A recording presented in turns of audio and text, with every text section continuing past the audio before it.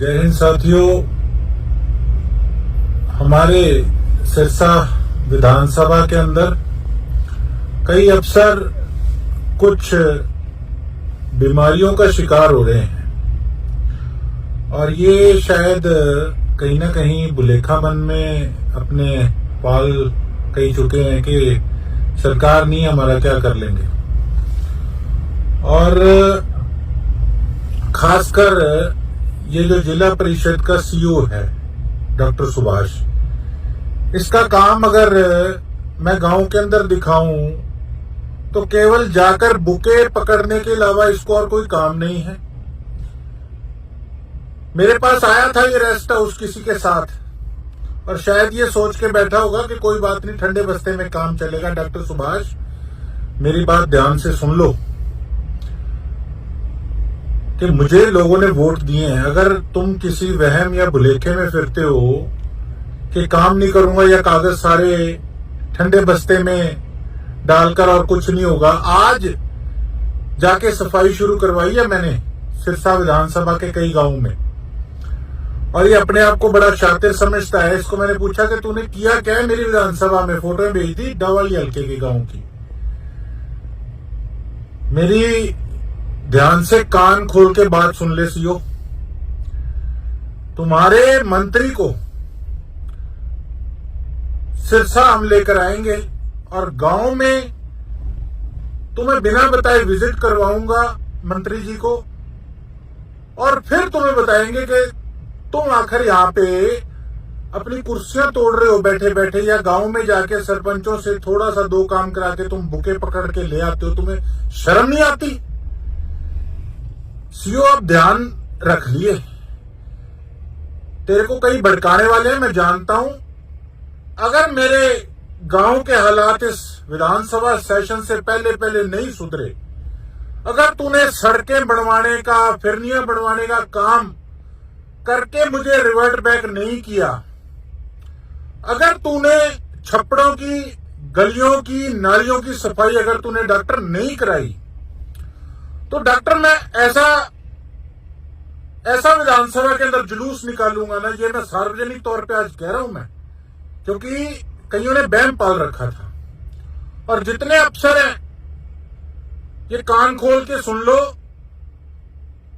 कि विधानसभा सेशन आ रहा है। जो जो तुम्हें लेटर लिखे हैं जिन जिन कामों के लिए, मेरी जवाबदेही है जनता को, वो सारी चीजें इस बार विधानसभा के अंदर केवल उठाऊंगा नहीं, ऐसा खड़दू डालूंगा, तुम याद रखोगे। और तुम्हें छठी का दूध ने याद दिला दिया ना कि तुम सिरसा के अंदर बैठ के क्या कर रहे हो, लोगों के हक मारने का काम कर रहे हो, तुम याद क्या रखोगे। और खासकर ये सीओ कान खोल के सुन लेना, सेशन आ रहा है, एक एक चिट्ठी लेके जाऊंगा और मुझे अगर वहां पे धरना लेकर ही बैठना पड़ा ना, बीच में वहां बैठूंगा चार्ट पेपर ले जाके कि तूने मेरे इलाके के गांव का क्या हाल कर रखा है। फिर देखता हूं तेरे को कौन सी ये जो नेता तेरे को भड़काने वाले हैं या जिनकी उंगलों पे तू चढ़ रहा है, तेरे को कौन वहां पे विधानसभा में बचाने आता है। और उसके साथ साथ एक और अफसर है हमारे सिरसा का, दबा के पैसे खा रहा है, ठोक के पैसे खा रहा है। उसके प्रूफ भी मेरे पास पहुंच चुके हैं। हालांकि वो काम मैंने किया नहीं, वो कैमरा मैंने लगवाया नहीं, लेकिन सबको पता था कि मैं इसको कितने महीनों से लेटर लिख रहा हूं कि जो तूने काम किए हैं वो मुझे डिटेल चाहिए। तो मैंने सभी को कह रखा था कि भैया इसकी लीपोल जो भी लेके आएगा वो एक हिसाब से लोगों के हित में काम करने का काम करेगा। तो एक व्यक्ति ने मुझे उस अफसर की कुछ प्रूफ्स वगैरह दिए हैं और अब उसको मैं सार्वजनिक करने वाला हूं। आज शाम तक, आज शाम या कल सुबह तक उसको सार्वजनिक करूंगा। आप देखना किस प्रकार से ये शरेआम पैसा खाते। और जो अफसर सोचते हैं ना कि चिट्ठी आ गई है, कोई बात नहीं, ठंडे बस्ते में डाल दो, भूल जाएगा, अरे भूल लूंगा नहीं। तुम ये लगा लो कि दिन प्रतिदिन मेरे वो दिमाग में जज जाती है कि वो अभी तक लाइटली ले रहा है, फिर मैं ढील दे देता हूं, कोई बात नहीं, आज नहीं तो कल में आ जाएगा उसका रिस्पॉन्स। पर तुम भी क्या याद रखोगे किससे पाला पड़ा है।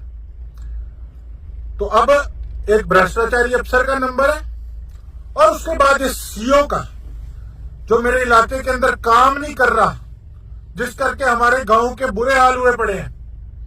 और उसके बाद फिर कोई इस प्रकार का नया अधिकारी पकड़ेंगे जो जनता को या हमारे इलाके को अपने पैर की जूती समझने की जो भूल कर चुका, उसको उसका फर्ज उसकी भाषा में याद दिलाने का काम करूंगा। इंतजार करिए।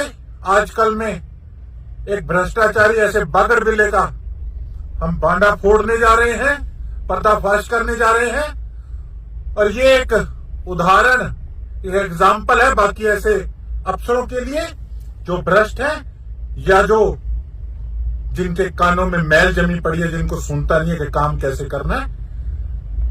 अब 8-9 महीने हो गए, ठंडा रुख तो तुमने देख लिया, अब इस रुख के लिए भी तैयार रहना।